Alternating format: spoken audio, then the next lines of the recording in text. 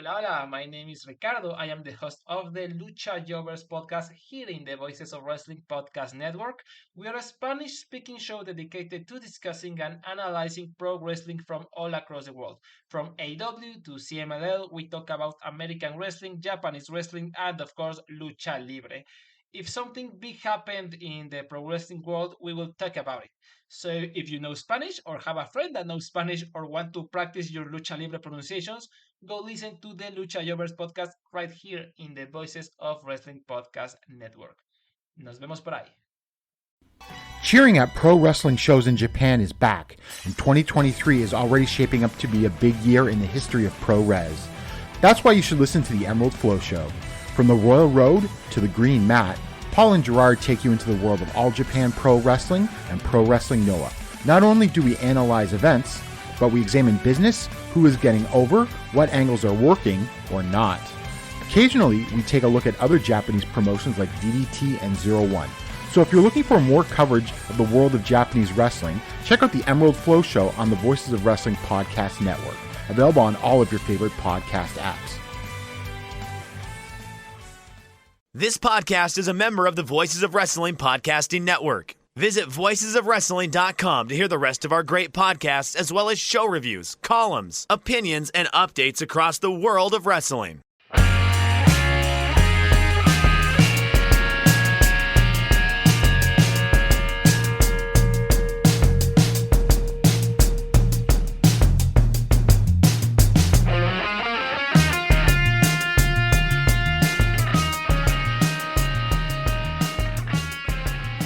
Kids, do you like professional wrestling? Well, we like professional wrestling too. This is Shake Them Ropes. I am Jeff Hawkins. He is Chris Novembrino. Hi, Chris. It's true. It's true. Last I checked, you are Chris Novembrino. I'm not denying that this week. I was gonna do a bit of originally where it's like, hey, nobody on Voices of Wrestling listens to us anyways. We can touch. Oh, does that mean I can come up with a different new name? No. I can be somebody else. Yes. You can be any member of the Voices stable. No. How are you?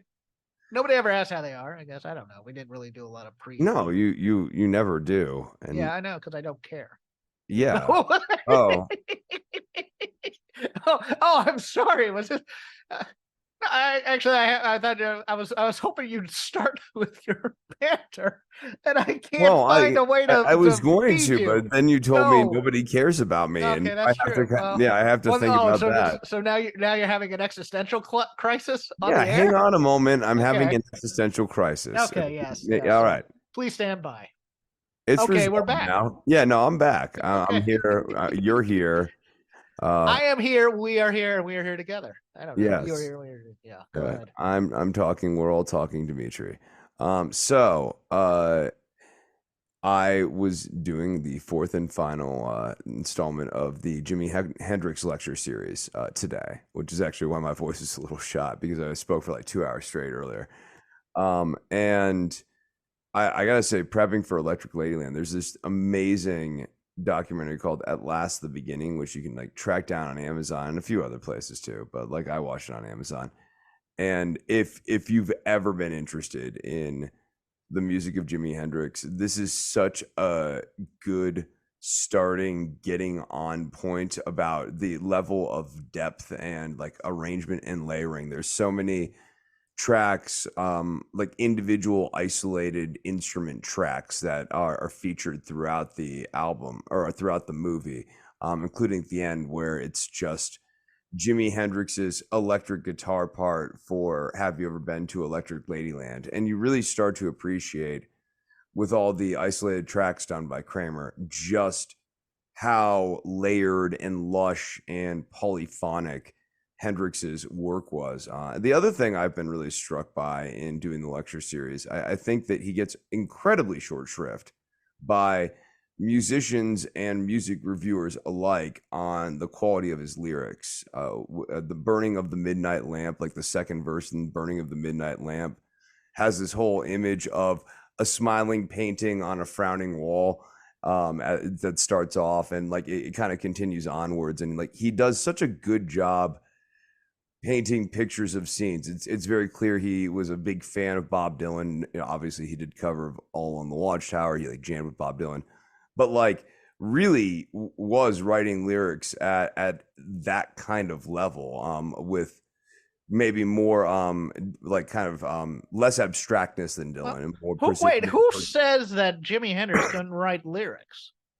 I feel like people sort of, they don't say he's a bad lyricist, but they don't necessarily say he's a good one either. Chris, I want names. Is it Robert Christgau? Because that guy's a prick. So no, I just never have really heard anyone give him his laurels for the quality of his lyrics. Okay.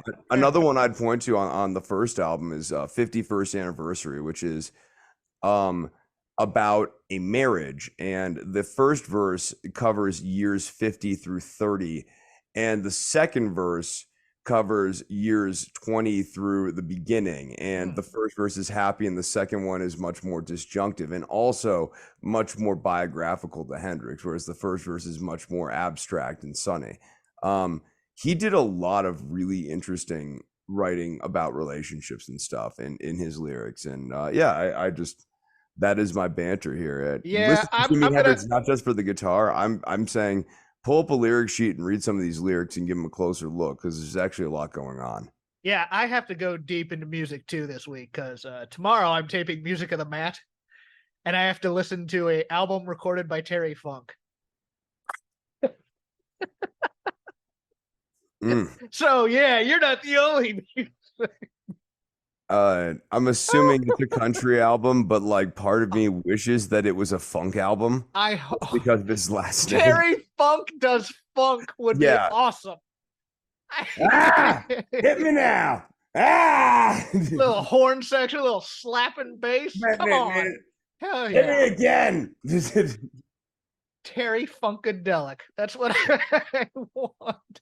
I haven't looked at the list. I assume it's like covers and stuff, but we'll see. I have to listen to that after this show. So let's get to recording. Kids today. We're on the air. Yeah, we're recording. We're not on the air, but yes. Kids, today's object lesson about the news is about pettiness. Now, a while ago, Chris and I had a discussion about this because I am somewhat uncomfortable with both the flagship here and others in my other neighborhood at Fight Game Media. Really enjoy when AEW takes it to WWE, either on the air or when Twitter Tony gets snarky and things of that nature. I, on the other hand, am a little bit more, I don't know if sanguine is the word, but at least a little bit more, hey, let's keep our powder dry for a while. We haven't won a battle yet. I don't have a Twitter. No one cares. Okay. Do you have a Threads? Do you have a Blue Sky? What are those? Do you have a Mastodon? Those are all Twitter alternatives. Okay, I've heard of that last one. These are all either failed or soon to be failed alternatives where people go to complain that they're not on Twitter. That's what they do there. That is exactly what they're doing. It's a crying session for the people who think that Twitter's nasty, blah, blah, blah. But then they take screenshots of all their threads or blues or whatever the hell they call it at Blue Sky, and they post it on Twitter so that they can get the same engagement. All you were doing is convincing me that I spend my time wisely studying Jimi Hendrix in practice. That's fine. No, I have cut back greatly on. I use it for news mostly, and to try. I mean wrestling news for the most part. But anyways, where was I? I don't know. There's pettiness. Yes, pettiness. Okay. Because your boy, me, old geezer Jeff, I have lived through two upstarts trying to take on Vince McMahon. Vince McMahon is a known entity. Vince McMahon is a piece of crap. Vince McMahon will do anything and stab you in the back to win. And I think my opinion is generally, if you are a good, decent person, or at least a good businessman who really cares about their customers, et cetera, don't be Vince McMahon. Work on your product and then use it like that. I mean, you can be aggressive in business. Don't get me wrong. I'm not saying, be passive and just get beat up all the time by the bully. But we know that Vince is the bully. It's the old adage of if you want to like wrestling a pig, you're going to get muddy too, or whatever the hell, whatever cliche you want to choose. Yeah, so you lie down with dogs, you get fleas. Yes, that too. Well, Chris, let's talk a little bit about pettiness, because that's the other thing, is that Vince is much better at it than you if you're a good person, and he also has more money to be more petty. So he'll make you look small. Today announced Survivor Series for Allstate Arena in Chicago, the Saturday after Thanksgiving. Why is this in any way newsworthy? Well, Chris, what has been the AEW tradition on Thanksgiving week? Do you know? They run a pay-per-view there, don't they? No, they run Dynamite there on Wednesday nights, and it's a pay-per-view quality Dynamite usually. Right. So you have that. Earlier in the week, if you watched Money in the Bank, you saw basically a 10-minute commercial where John Cena came out and pushed for WrestleMania in London. The game has changed a bit.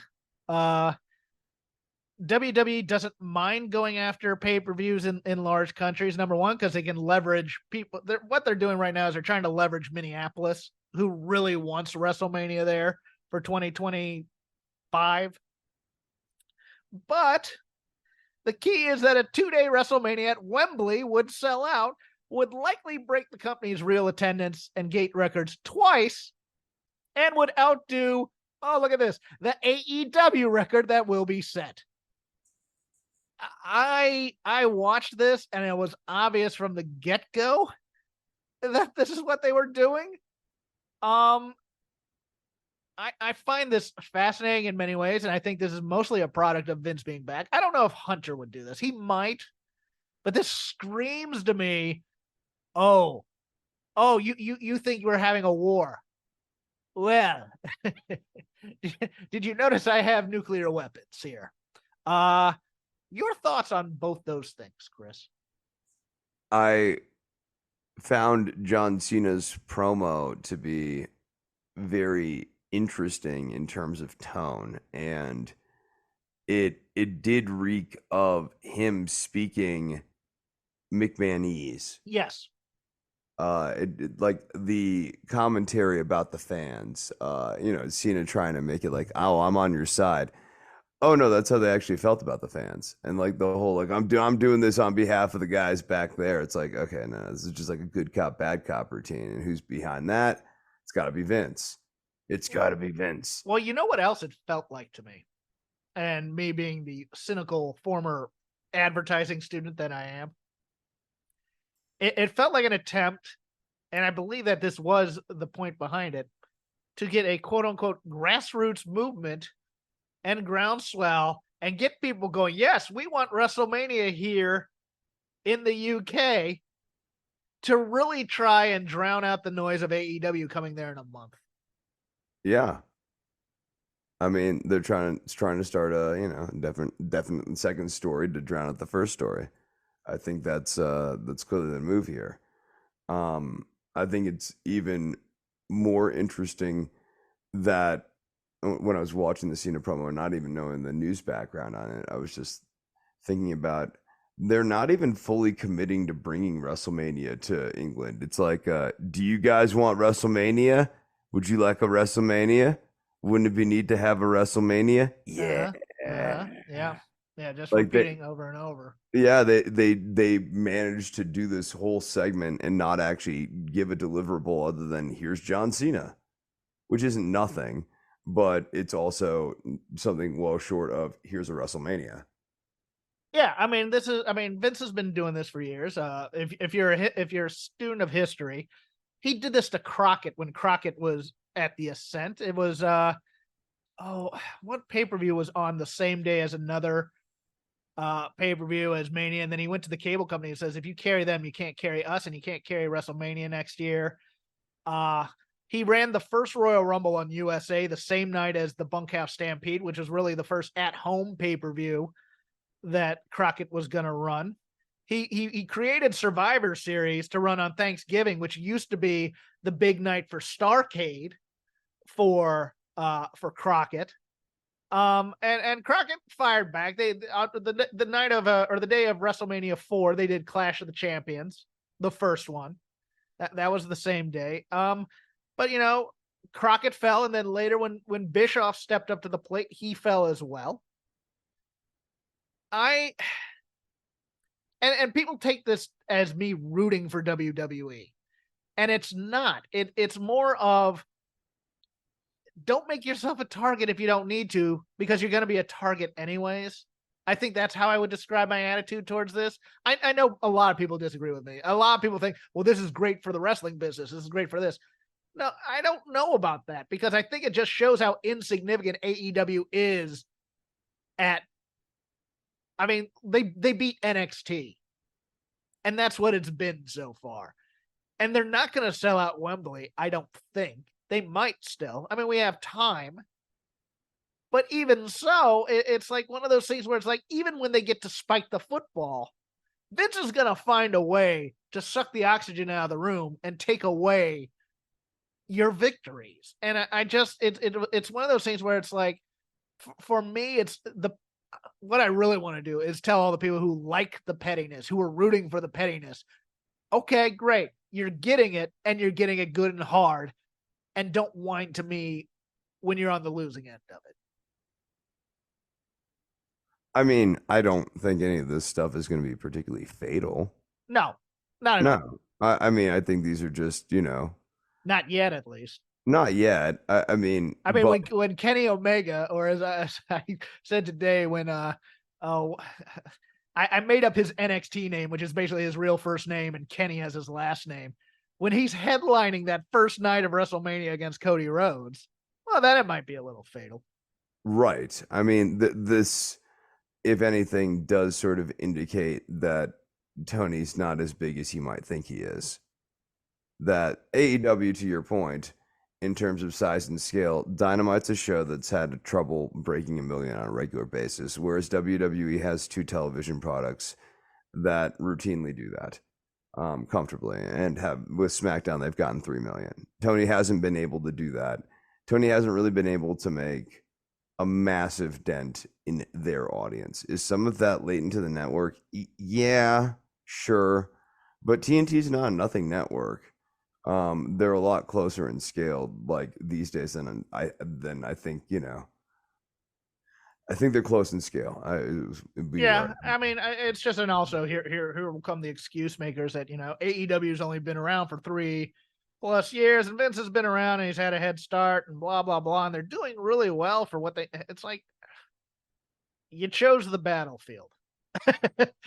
You started on national television, and I mean, it's the same people who sort of embraced the framing of a war early on who are now looking at the battle reports and going, oh, there's not a war going on here. Yeah, exactly. I don't know that I've ever believed that there's a war going on.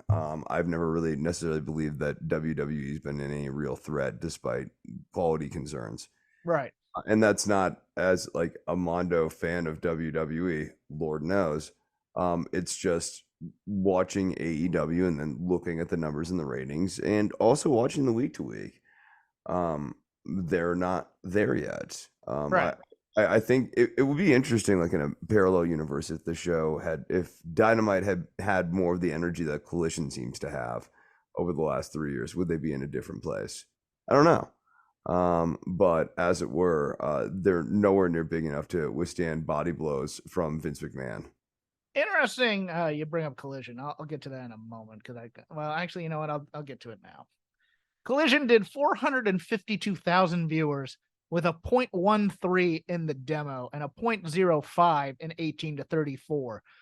With that 0.13 represents 172,000 viewers, with major decreases from week 2. The show did an unheard of 11,000 viewers in men 18 to 34, down 82% from last week, 28,000 in women 18 to 34, down 12.5%.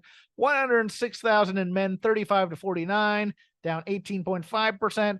And 28,000 in women 35 to 49, down 44%. Now, as you said, I like Collision. I do. I think it's a better show than Dynamite. It's a much more easier watch for me. I mean, here's what I'm going to say, and this is going to be the same with like WWE ratings this weekend, and it's also the backdrop of us recording this show. It's the 4th of July weekend, and if you had friends and family to spend time with and do things with, you were not going to be parked in front of the television watching wrestling this weekend.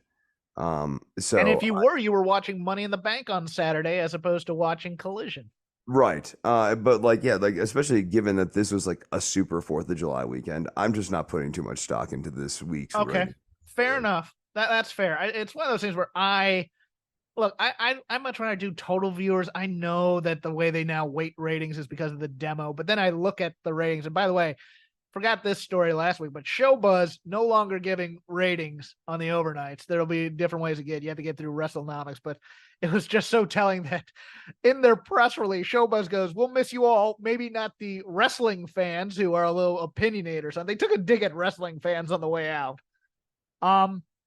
But if you look at ratings, it's like one of those things where it's like, I know people don't like Fox News. I get that. But if you look at what the numbers at the 5 does, but they're all outside of the demo, and they're giant. If you did total viewers, they'd be the #1 show in that week. And there are times where I just think, well, they just want everybody to seem hip and cool and things like that. But you know what? I had forgotten that for some people it was a super weekend. It was not for me. I had to right, yeah, but yeah, no, I mean, if you were out and about or you had plans, I mean, this is just like a very sort of unique, perfect storm weekend. Yeah. However, that being said, if next week we're here and we're talking about Collision's ratings and they have settled into the like 500,000 range, I mean, that starts a conversation, which is where I thought they were going to kind of ultimately settle into. But that also, I think, continues to beg the question of like, well, did AEW really need another product given the fact that the first one has trouble breaking 1 million? Yeah. I'll get to more about why I like Collision in the Lazy River, but I do like Collision a lot. In something that is an end of an era, Jerry McDevitt and his K&L Gates law firm were replaced in defending the WWE in the MLW lawsuit case, and McDevitt later confirmed he was retiring at the end of the year. Kids, you want a litigation shark? My man, Jerry McDevitt, who worked out of the Pittsburgh office of K&L Gates, one client, and he's considered a rainmaker. And that one client, WWE. He got state laws written in Connecticut, which is the basis of most of the independent contractor lawsuits. When they're stuck into Connecticut, it's because Jerry McDevitt helped write the laws in Connecticut. No matter what venue they were in, Your Honor, I like a change of venue to Connecticut because that's where WWE can reign supreme, because Jerry McDevitt pretty much wrote all the laws to help WWE in Connecticut. You don't have to like him, but you have to respect him. He's an absolute animal. He's a shark. He looks every bit of a 74-year-old guy who hasn't updated his wardrobe in 30 years, if you look at a profile picture of him. But I think it's going to be interesting who WWE uses from now on as legal defense, because I don't think they're going to have as good of a lawyer as Jerry McDevitt. No, I don't think so. I mean, Jerry McDevitt was sort of like a lifer, and he seemed to be simpatico with Vince, which is not easy. I mean, the whole thing with the WWE, AEW thing that is sort of different. You were like bringing up the other companies that have tried to go up against Vince, right? I think that Vince isn't that long for all of this either. I mean, right. He's back. I think he wants to live forever. I think he wants the nanotech. But I don't think like he's gonna get injected with the nanotech and be Cyber Vince running things in a body armor. Oh, he's gonna be a brain in a jar. with a ticker tape coming out and a You ever play the original Wolfenstein? You know the final boss in the original Wolfenstein? Yeah, that's based on the comic book character that I'm referencing whenever I say this, and whenever I say he has a gay gorilla bodyguard who's French. It's a villain called the Brain and Monsieur Mala, a French ape with a machine gun. I don't know. These are just the things I picked up as a kid. If Vince can get his brain in a robot body and be a cyborg, he will. I think that. I think he has the money to try too. I don't think cyborgs should run companies. I do. I don't know why. This is a weak position. Robots have no feelings. They can make pure. That's why they shouldn't run companies. I'm here for it. They're better than humans at times. What is wrong with you? You need a hug, Jeff. I'm cranky today. It's people love you.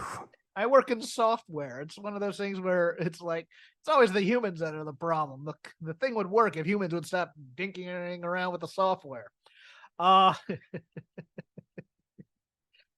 Title changes this week. Raquel Gonzalez and Liv Morgan on the aforementioned Money in the Bank won the women's tag title. Julia beat Willow Nightingale for the New Japan Strong women's title. Eddie Kingston beat Kenta for the New Japan Strong openweight title there. Interesting. Eddie Kingston getting to relive his dream, a very emotional moment if you got to see it on video. Eddie Kingston gets to have basically a month-long fantasy camp where he gets to do all the Japanese wrestling he wants to do. I'm happy for him. Yeah, I'm happy for him. Yeah.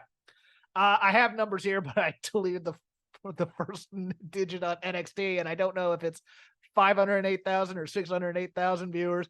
Raw 1,828,000. SmackDown 2,510,000. 0.69 in the demo. Rampage 450,000 viewers. 0.13 in the demo. WWE's on a bit of a hot streak, I would say. Yeah. Look, the Bloodline stuff, even if you think it's long in the tooth, it does deliver a main event angle. Yeah. Speaking of which, that will do it for the news. Now to the Lazy River wrestling criticism. Whatever we watched, if we watched anything, who knows? You won't know. Whatever we're thinking about, whatever comes to our mind, we can say that here. We have freezing ice cold takes on Money in the Bank. I will give my general one, and then I will let Chris kick it off in terms of the Money in the Bank stuff. I liked this pay-per-view. It was a lot of fun to watch. It wasn't a chore at all, and the audience was great. Chris, to you. I enjoyed the parts of Money in the Bank that I watched. Specifically, I was watching the main event angle, and I thought the main event was actually pretty fun. I thought of course it was theatrical. Of course it was like the WWE soap opera sort of thing. But for his part, I just think Roman Reigns continues to just crush it on the character side now, and he's good in the ring. And Solo Sikoa was very good in this match as well. The part where the Usos got stacked and they both kicked out managed to get me. I actually did think that Roman and I thought they were winning there. I really did. So for me, this is a really, really solid main event. Here's what I really liked about the main event. Did I want to stay on this before you move on to something else? I liked the callback to the nut shot that he did against Jey Uso in that one match, and Jey now returning the favor in it.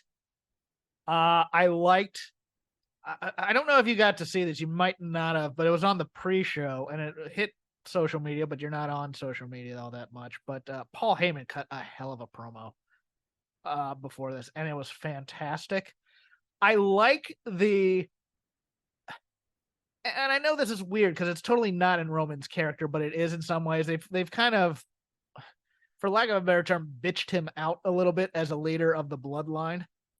When he's kind of sitting there despondent after he does the stack spot, and Solo's looking at him like the best comparison to this I could think of is on The Sopranos when Johnny Sacks is crying at his daughter's wedding and getting arrested.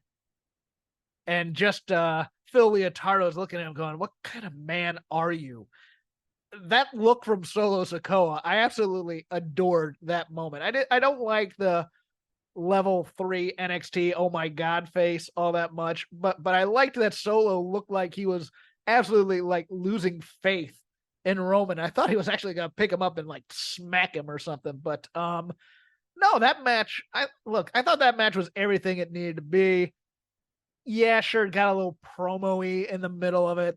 Yes, it was cinema, whatever. Look, you gotta tip your cap. It's enjoyable and people want to watch it. Well, you can't tell me you like or you don't like cinema here and then tell me that you love the main event angle on, or not the main event, but the world title angle on Dynamite right now, because that is absolutely a comedy film. Yes, it's a buddy comedy type It's thing. a buddy comedy thing. So like, I mean, you know, it's all cinema, ain't it? Did you want to go on to something else on Money in the Bank? Because I have stuff if you don't. Yeah, go on to something else on Money in the Bank. I loved, and I thought they all over-delivered, the women's Money in the Bank match. I did. It wasn't the best match they've ever had, no. But nobody was a weak link in that match at all. And the ones you'd think might be a little bit lost or scared, they weren't. I thought Selena Vega doing basically the code red onto a ladder. She is a slight woman. Let me put it to you that way. She's tiny if you ever see her in real life. And she's taking that kind of a bump. Zoe Stark was basically, it was almost like they came back to her and go, Zoe, you're the youngest one in this match. Yeah, do crazy stuff. So you're going to get the crap kicked out of you. And you'll have plenty of time in your career to heal from all this stuff. Her and Trish, and Trish was the old elder stateswoman of this match, and she's taking some bumps on these ladders, like that one on the outside where Becky puts her on there, and then she was doing great. And I thought the ending was kind of genius. We bring out Chekhov's handcuffs, and they try and handcuff Becky out to the post, but she's stuck wearing those handcuffs. And in the end, Bayley is fighting Io to get up the ladder. Becky's out here trying to stop Bayley. Io takes the handcuffs, cuffs the hand from Becky to Bayley through the ladder, basically tells Bayley, help me up, climbs over Bayley and gets the suitcase. I thought it was genius. I thought it was really, really good. And then the men's Money in the Bank was insane. It was absolutely nuts. Logan Paul almost killed himself in that match with that Spanish fly through the tables. Ricochet doing the thing where he jumps through the ladder is never not impressive. Everybody got their chance to shine in this match. It looked like they went with the original plan of Damian Priest, which that was the original plan going in, and then LA Knight all of a sudden caught fire, and then Logan Paul was added to the match. But it was always, or at least it was at least first when this was planned, this is going to be Damian Priest's reward for putting over Bad Bunny in a hot Puerto Rico show. And I think they eventually want to break him off, and they see stardom in him as a solo act babyface apart from the Judgment Day. Did you get to see the men's Money in the Bank at all? I did. And I look, in the finish, LA Knight was well taken care of. I mean, Braun Breaker mentions LA Knight on NXT this week. I'll give you a statistic that'll blow your mind. Sure, hit me. LA Knight is number 4 in merchandise sales in WWE, behind Stone Cold, Cody, and I believe Judgment Day. I think / Dominic Mysterio. I think Dominic's number 1 right now. Don't quote me on that though. But LA Knight is number 4. Turned him yet? Yeah. Like, I mean, when they finally like really turn him, provided they do that right, he's going to be white hot. People like people who can talk. I mean, the pop that he got in London blew me away, because he's even surpassing my expectations. And I get the criticisms. I think the criticisms are valid, but it's also one of those things. Hey, people like The Rock and Stone Cold, so even if he's doing a cover band version, people liked them. They'll gravitate towards him. I think he's none of these taglines are that profound, right? Is No. Adam Cole Bebe like some like really deep thing? no, exactly. Bebe? Yeah, right. Like, I mean, that's basically just a Jericho. Like, come on, Bebe. Like, it's like a thing that he used to say when he was on the ramp in WCW. You just have to sound like you're a bit of a jerk, and you'll get over. If you sound confident, and you know you don't toe the status quo, and you just kind of feel a little bit rebellious, you're gonna get over in WWE because it just feels everything else feels so static and exposition-y. If it feels like you're actually out there free balling a bit, you're gonna get over, and it's been proven time and time again. So I mean, the one down thing on this Money in the Bank, that Shayna Baszler turn was the dumbest thing I think I've seen in a while on WWE television. It makes sense outside of wrestling because Ronda Rousey, it was reported this week, and I forgot this in the news, my apology. She wants to end her tenure in WWE. Rumors are she might want to have another kid, or she might want to go back to UFC. Don't know which, but that she wants to work with Shayna before she leaves wrestling, quote unquote, for good.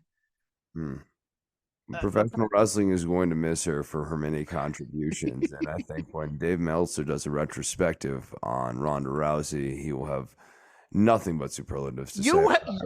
No, sir, do not interrupt me as I'm putting over one of the all-time women's talents. Well, you're being snarky, but Dave on Wrestling Observer Radio put over Ronda as being the one responsible for like Becky being able to headline because of all her work in UFC. You want to listen to Observer Radio? I actually don't want to listen to it after that. like here's the thing about Jeff. I like to think the best about people. I really do. In my heart, I'm an optimist, and things like this make me sad. Well, I also think it's funny because I think Ronda is such a natural heel, and I think people would love to cheer Shayna, and it's such miscasting where it's like, oh, Ronda, we're gonna miss you and your terrible promo skills and your no. When RBS, she leaves, they will be clapping. RBF. Thank you, Ronda. It will stop the show. I mean, honestly, I bet you it'll ripple into the next match. You know who else had a really good night at Money in the Bank that doesn't get a lot of praise of late? It's Finn Balor. Finn Balor, yes. Finn Balor had a hell of a match against Seth Rollins, I thought. And I thought the Gunther and Matt Riddle was a real fun match too. No. The whole night was a lot of fun, and it was an easy watch for me. I mean, sometimes it can be a bit of a chore, I have nothing else about Money in the Bank. So we are back to the lazy river. Get your inner tube, Chris. What do you want to talk about? I guess let's go into Collision. Where would you like to be in with Collision? All right. I posted this as I was watching Collision, but I really enjoy Collision. It is my favorite wrestling show during the week. It really is. I think it combines the best aspects of Saturday night's main event, where you have like those pre-show promos basically running down everything. You know, it tells you on the opening credits who's going to be on the show and gives highlights of that. And it's also the best of like the 605 because it feels like it's a less indie version of wrestling. It's a little more kick, punch, suplex, do a move, wear a guy down, and then afterwards a promo. But here's a theory I put out there, and I don't know if I'm correct on it. I'm probably wrong on it. I'm wrong on a lot of things, as everybody will tell me. Yes, especially you. Yeah. Nobody cares what I think, though. That's true too. I know you said on the Discord they do. No, they do. There are other people who like me, but not you. Yeah, not me. No. You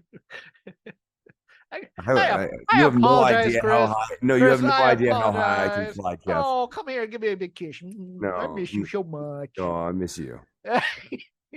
But for me, it feels like the angles and even the bad stuff on Collision, it feels like to the people within this world that they're creating on the television, that the things matter to them.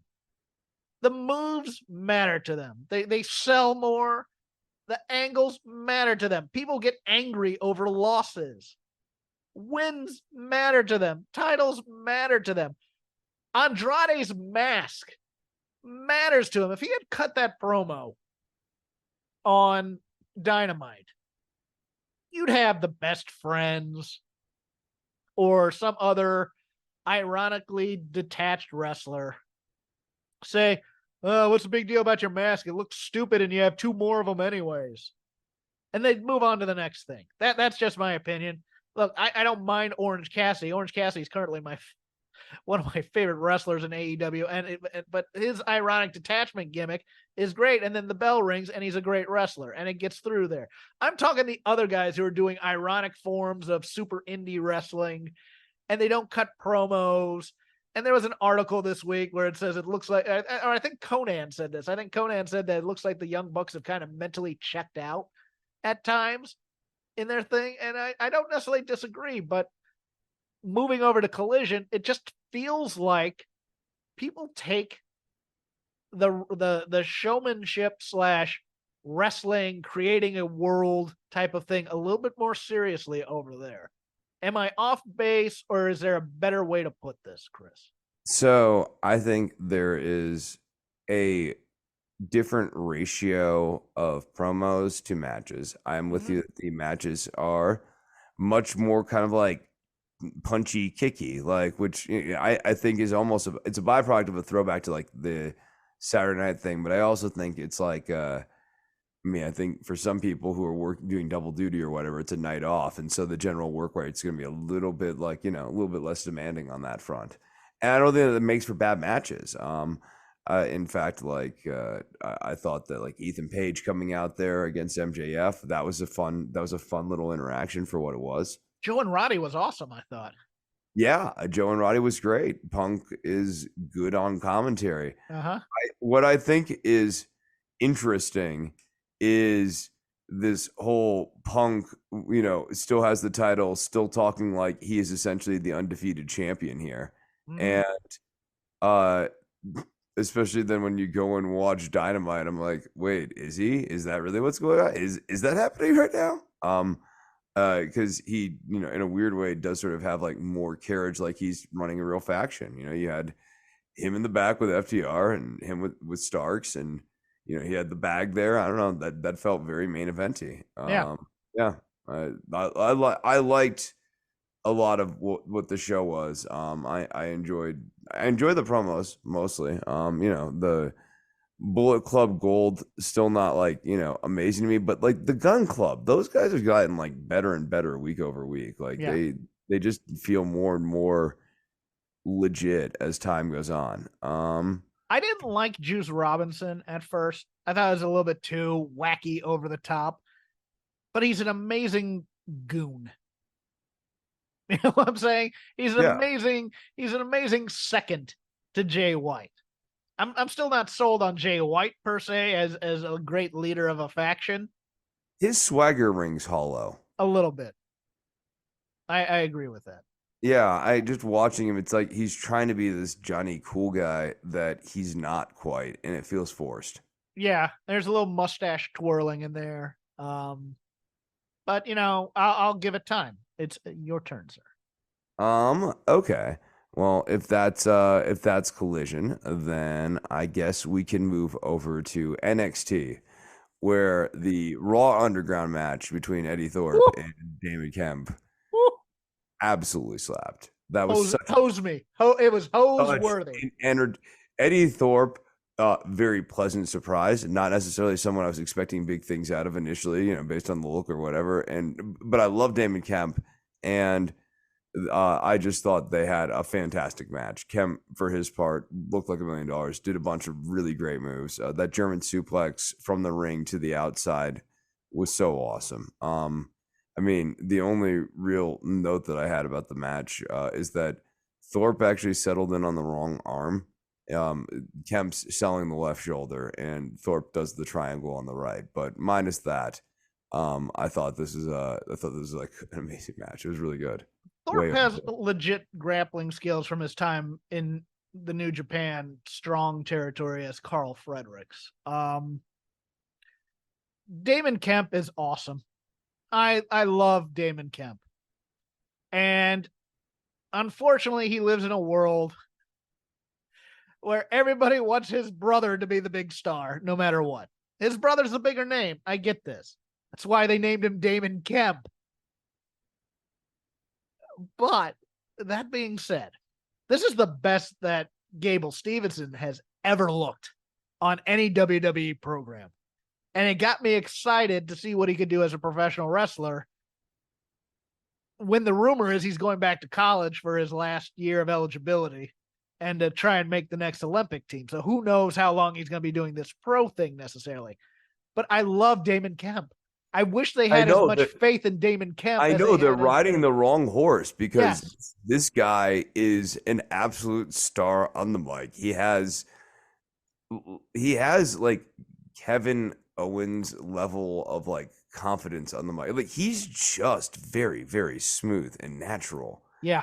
And natural is a great term for it. It's like he's not intimidated by the cameras at all. Nope. His personality comes through even when the light is on the camera. You see a lot of people who are like very charismatic, and then once the lights come on, it's like, I am a robot. I talk the Brad Armstrong. Or you watch like Ivy Nile, who yes, whatever that was this week. No, and like Damon Kemp is such, and he's doing this with scripted dialogue from WWE, which is like heavily scripted. So I mean, imagining him just being able to flow, I just think he's got a very, very high ceiling. And if WWE doesn't see it, Tony Khan ought to take a look for sure. I am going to make one other comment about NXT. Chris, during the Civil War, Abraham Lincoln suspended writs of habeas corpus for prisoners of war and opposition to the government. Tony D has been in prison for 4 weeks now, and nobody's told him what crime he's committed. Well, I mean, he's in a jurisdiction where you could also get the charges dropped if you win a match. But apparently there's rats and there's people who are narking on him, and he's being held, and nobody has told him what his crime is. Yeah, shouldn't he have access to an attorney within a certain that time? Too. Yeah. Where is the NXT attorney? We've had plenty of them in the past. We had Tommaso Ciampa as an attorney at one point in WWE. Wrestling loves its lawyers. Where the hell is this one? Or a certified public defendant to help Mr. Rich Gangster at least post bail. Has he had a bail hearing? I know, and like, you know, what's Stacks doing here? He's like not thinking about trying to get Tony bailed out. He's just like, I'm gonna make a weird deal with the Coffee Brothers. I howled when I skipped to that scene, and it started off with Lorenzo just mid scene going like, if I win the match, then the charges get dropped. What charges? Come on. Yeah. Although still not the dumbest criminal in NXT. That would belong to Gigi Dolan, who vandalizes an office and leaves a note. Well, she's a babyface, but she's still a punk. She's a babyface, but she's still a punk. But she got paint poured on her. She goes and she trashes porn businesswoman Kiana James's office. Tells it's her, as if Kiana James would be sitting there going, now who in their right mind would want to come to my office and throw paint? Or, I have painted so many people this month. I have just been on a nonstop Bob Ross ass-kicking festival. I mean, and then, okay, so the other thing was Blair Davenport and Roxanne Perez had a match on NXT, and I thought that was what is the opposite of a banger? A clunker? Yeah, bowling shoe ugly. That was a clunker. And it was not one or the other. It both just kind of looked rough during the course of that match. I don't know, just worth noting, or just an observation. I always bring this up, and I hate to do it, but remember, Blair Davenport took out both Riho and Britt Baker at one time or another when she was in AEW. Make of that what you will. I'm much more willing to believe that Blair Davenport was the problem. Yes, in that match. Although I didn't think I just Ruby Riott and Britt Baker do not have in-ring chemistry, and they're both good performers. But that wasn't a great. I mean, the women had a rough week this week for the most part, other than Money in the Bank, because we had that gauntlet match where the one highlight of that, Katana Chance doing this, the standing Hurricanrana off the top turnbuckle was amazeballs. And Chelsea Green is, of course, willing to do just about anything for anybody. That was great, but the rest of that match stunk. We had, the women's matches on NXT weren't very good. I take that back. Rhea Natty was better than it had any right to be. So I'll take back my statement that they overall had a rough week, because Rhea and Natty put on her working boots against Rhea Ripley on Raw. So that was pretty good. But the rest of the week on both companies, it was some rough sledding going through there. And it's just one of those things where I don't know if it's just generally they're trying to do too much and it would just be better to keep it simple. They're trying to do way too many choreographed moves, etc. I don't know what it was, but there was just a lack of chemistry across the board with a lot of people this week. Yeah. Your turn. I'm seeing. Oh, okay. Dynamite. Yes. MJF. Oh, Adam Cole, baby. Yeah. This is not good. It is my starting line here. This is not helping Adam Cole. I think the one decent piece of writing here is that Roddy's been hospitalized and stretchered out by Joe, so now it makes a really good explanation for where's Roddy in all of this.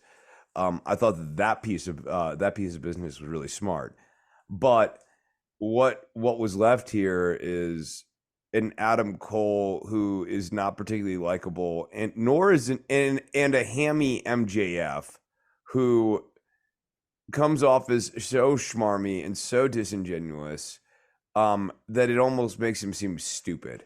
Like there's I mean, the one time you saw like a bit of villainry or whatever is where he was going to like put the pie in someone's face or whatever, or the cake. Yeah, the cake. But outside of that, I just find him schmarmy. I don't find Cole's performance to be compelling or interesting, and like the match was perfectly competently executed as a comedy match sort of thing. Come on, do the abdominal stretch with me, buddy, that sort of thing. But is this a main event angle? Is this something that's getting me more intrigued to see an MJF and Adam Cole serious title match? No. Like, the build here to the eventual Adam Cole MJF match is once again not really heating up the angle so much as it is filling the space. They're taking the wrong notes from Stanford and the Bloodline angle, in my opinion. I'll expound a bit on this. Overall, I am not a fan of my main event angles mixing with my comedy. I think there can be comedy within there if it's naturally funny, etc. But I think, how do I put it? There are notable exceptions. Like the one that I always bring up, Ric Flair winning the night with Precious, gets to the hotel room, gets knocked out by Ronnie Garvin in drag. But that's an angle around sex. Still a comedy angle, but still kind of adult in nature. People will point to Sami Zayn in the Bloodline as well. That's a comedy thing, you praised all that, Jeff. I go, yes, I did. But the point of that was the comedy guy was eventually going to be destroyed by the main event guy. And the main event guy never lost that feeling of doom, so to speak, when everybody was laughing. It's almost like the "How am I funny" scene in Goodfellas type of thing. You always know Joe Pesci is going to be a threat, and that's what makes the funny part even more dangerous. What they're doing here, look, I love me a good Memphis / Mid-South cake angle. I do. I love stupid celebrations and stuff like that. I just don't want my main event champion being involved with them. I want the It's Midnight not menacing. Express. No, you sort of nailed it, right? Like, even in the win over Ethan Page, he won by getting an early advantage on the chop block and just sort of like, finishing it out academically from there. It wasn't, I mean, it didn't come off as menacing per se. It didn't necessarily, he took not even a shortcut, but you know what I mean? Like, what he didn't make you go, it's something that you kind of feel like anyone could do. He needs to have these moments of real viciousness, and I don't see it. Well, I think it's going to take a turn in tone because I believe the next round of this tag team tournament, they're going to be facing this makeshift team of Brian Cage and Big Bill. And if you recall, both Big Bill and Brian Cage have been hired by MJF at one point to destroy opponents for MJF. Brian Cage with the he was paid off by MJF to break Bryan Danielson's arm or whatever. And then Big Bill, of course, was part of the Jericho test, and also I believe the firm and stuff. So I think they're going to do that whole Sting, Ric Flair versus Arn and Brian Pillman thing where we tag Adam Cole in and then all three of them just beat the crap out of him. I think that's coming. I don't know if it'll be vicious enough for anybody to go, oh my God, or whatever, or be angry at it. And it's going to be treated as kind of comedy. And, Tony Schiavone being a little bit, oh my God, this is just, but then, Taz will make a crack to undercut the seriousness of it or something. But I have been so wrong on this MJF title run that I do think, to your point, I think CM Punk feels like the champion of AEW at times. I know. And there are questions that I have about CM Punk and this whole "I'm the real champion" stuff. It's undercutting MJF at the same time, right? And whose idea it is, and like who's greenlighting it, and who? Yeah, I'm fascinated by the whole thing, honestly.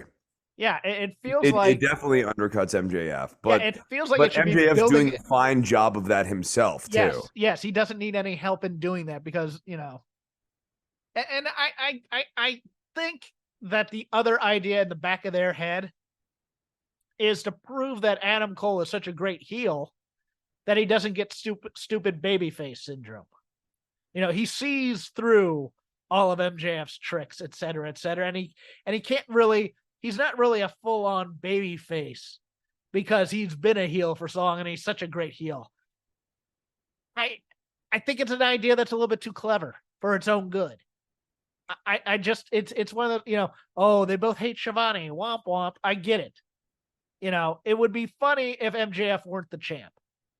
If MJF were still on the rise, etc. If this were him during the Jericho crappy musical feud, let's put it that way.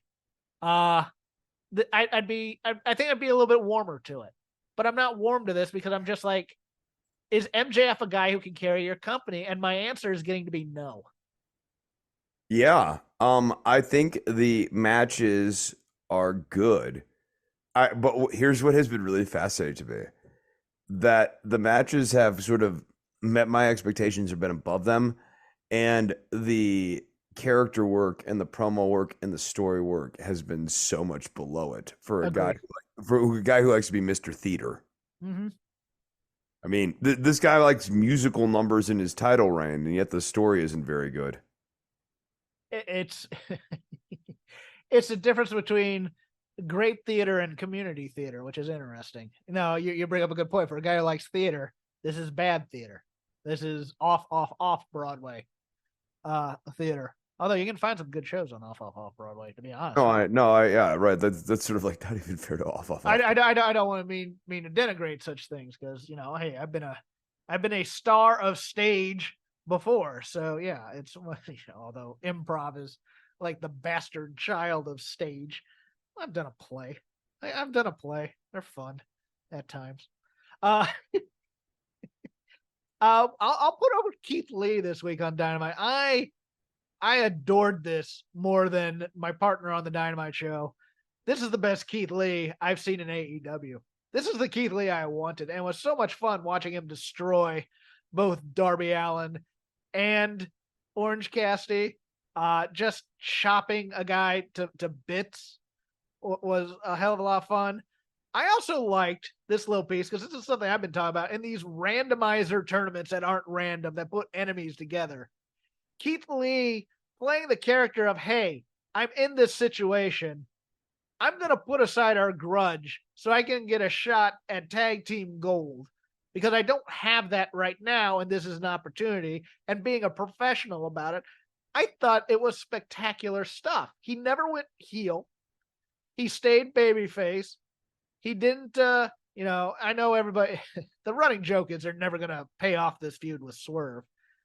But man, and Keith Lee dyeing his hair back black and cutting off the Santa beard makes him look 30 years younger. And he looks in great shape now. I absolutely adored Keith Lee on Wednesday night.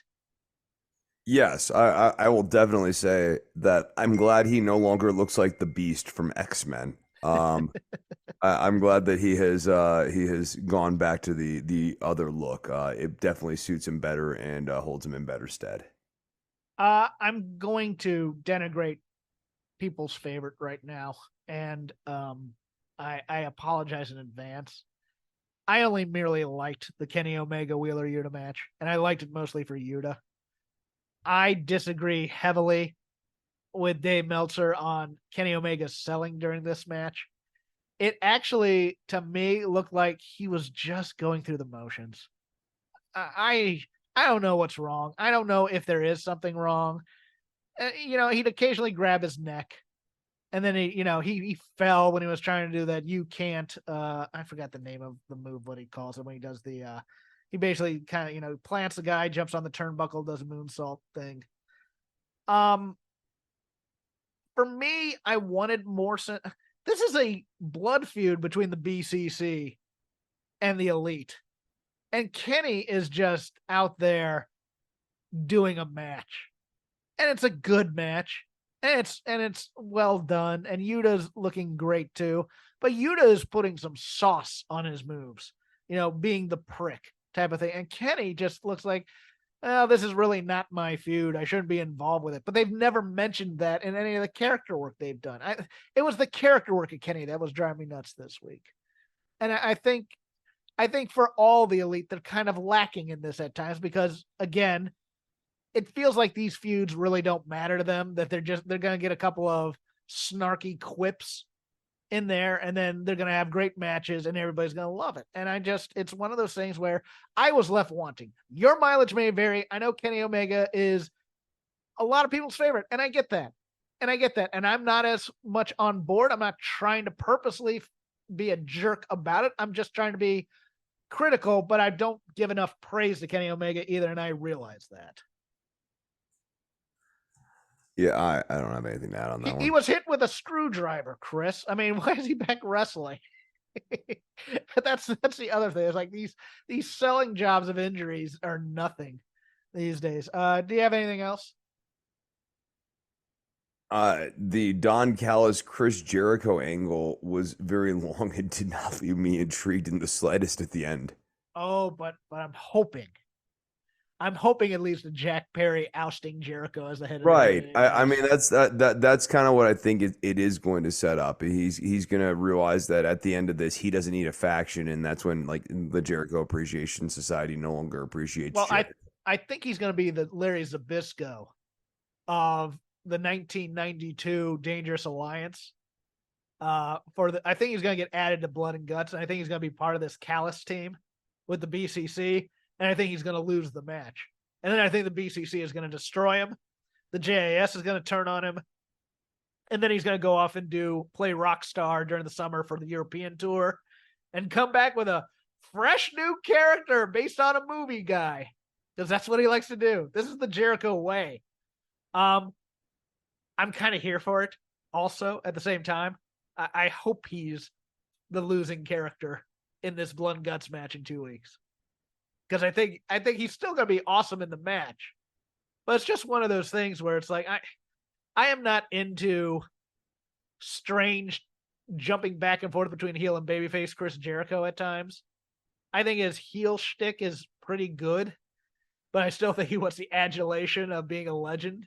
So it's always kind of weird to me, and Jericho's next match is against Commander. And that is so on. Again, we've said Jericho likes pairing himself with the hot young thing to try and, your mileage may vary as to how well he puts over the guys he goes up against, but it's just one of those things where it's like, I could use Chris Jericho off my screen for a while. I think that's the point I'm trying to get here in the long roundabout way.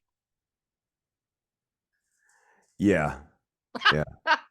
You are exhausted. Let's end it. I have to go rafting in the morning. Yeah, no. Yeah, okay, no, that's rafting. Oh, someone's an outdoorsman. Look at me. I have a girlfriend and I'm going rafting. Yeah. Anyways, you can follow me at Crap Game 13. There's a lot of free audio of me this week. I'm on Fight Game Media, patreon.com/Fight Game Media, but our show wasn't behind the paywall this week. We're giving out, during the month of July, various free shows. We were picked to be first. So Paul Fontaine and I are on the free feed of Fight Game Media this week with the Dynamite Show. Give it a gander. If you like it, subscribe. If you don't, keep it to yourself. I'll also be taping Music of the Mat with Andrew Rich, our friend and pal over there, talking again this Terry Funk album from like 1979 that is not all funk, of which I am very disappointed. So look for that on the Voices of Wrestling master feed or the Music of Matt feed, whatever. I'm on Twitter at CrapGame13 being snarky. Chris is doing music on Instagram, not yet on Mastodon, Blue Sky, or Threads. Hopefully he does not go there. Place your bets now, people, as to when I'm getting on there. Well, you have a Threads account if you have an Instagram account. Ooh. Oh, what is whatever that is. It's basically bad Reddit but they're trying to keep the. It's basically Mark Zuckerberg saying, "Hey, let's have a happy community and social online, and everybody gets along together." And he doesn't understand if people want to fight on social media. So if you want to fight Chris, DOCTOR_NOV, tell us more about your guitar lessons.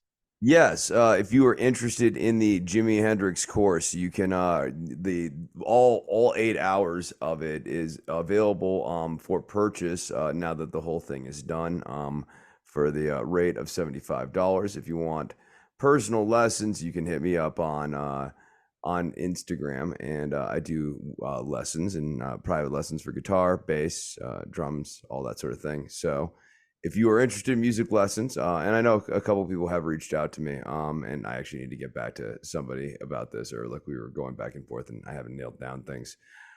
Please do. I would like to teach you music. Chris, give us a smooth jazz outro. Cool 94.5 KYOT, the Coyote. Ow! Music. It's not just part of our daily lives, it's part of our wrestling fandom as well, and it has been for decades. That's where this show comes in. Music of the Mat, the podcast devoted exclusively to the music of pro wrestling, hosted by Andrew Rich. Hey, that's me. Each episode delivers a different topic with a variety of great guests, fun conversations, musical analysis, and of course, a heartfelt pun or two. New episodes drop every other Tuesday on Apple Podcasts, Google Podcasts, Spotify, or your podcast app of choice. Check out Music of the Mat only on the Voices of Wrestling Podcast Network. Hola, hola, my name is Ricardo. I am the host of the Lucha Jovers podcast here in the Voices of Wrestling Podcast Network. We are a Spanish speaking show dedicated to discussing and analyzing pro wrestling from all across the world. From AW to CMLL, we talk about American wrestling, Japanese wrestling, and of course, Lucha Libre. If something big happened in the pro wrestling world, we will talk about it.